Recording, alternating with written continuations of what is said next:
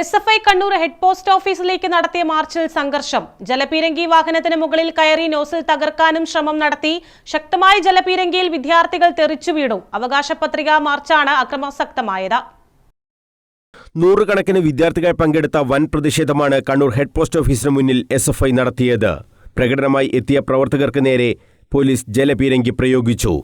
ശക്തമായ ജലപീരങ്കിയിൽ വിദ്യാർത്ഥികൾ തെറിച്ചു വീണു.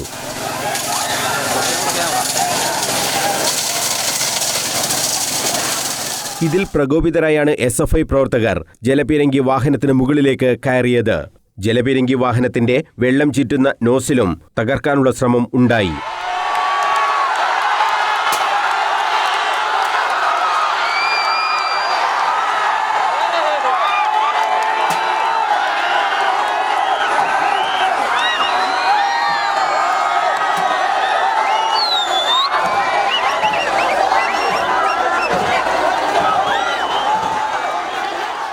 വാഹനത്തിന് മുകളിൽ കൊടിയും ബാനറും കെട്ടിയാണ് വിദ്യാർത്ഥികൾ ഇറങ്ങിയത്. ഇതിനിടയിൽ കൊടി കെട്ടിയ വടികൾ പോലീസിന് നേരെ വലിച്ചെറിയുകയും ചെയ്തു. ടൗൺ SI കൈലാസ്നാഥിന്റെ നേതൃത്വത്തിൽ വൻ പോലീസ് സന്നാഹമാണ് ഒരുക്കിയിരുന്നത്. പോലീസ് തികഞ്ഞ സംയമനം പാലിച്ചതിനാലാണ് വലിയ സംഘർഷം ഒഴിവായത്. SFI കേന്ദ്ര കമ്മിറ്റി അംഗം വിപിൻ രാജ് പായം പ്രതിഷേധ സമരം ഉദ്ഘാടനം ചെയ്തു.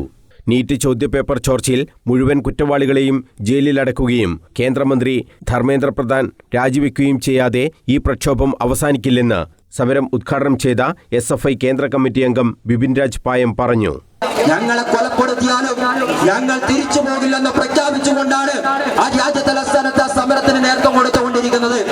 ധർമ്മേന്ദ്ര പ്രധാൻ രാജിവെക്കുന്നത് വരെ ഇവിടെ പ്രഖ്യാപിച്ചുള്ളത്. നാളെ ഇതാ കേരളത്തിൽ നിന്ന് 500-ലധികം വരുന്ന SFIയുടെയും DYFIയുടെ പ്രവർത്തകർ ഡൽഹിയുടെ സമരമുഖത്തേക്ക് ഡൽഹി സമരത്തിന് നേതൃത്വം കൊടുക്കാൻ വേണ്ടി ഇവിടുന്ന് പോവുകയാണ്.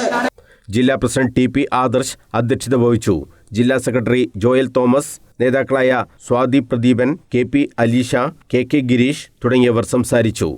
News bureau, Kannur.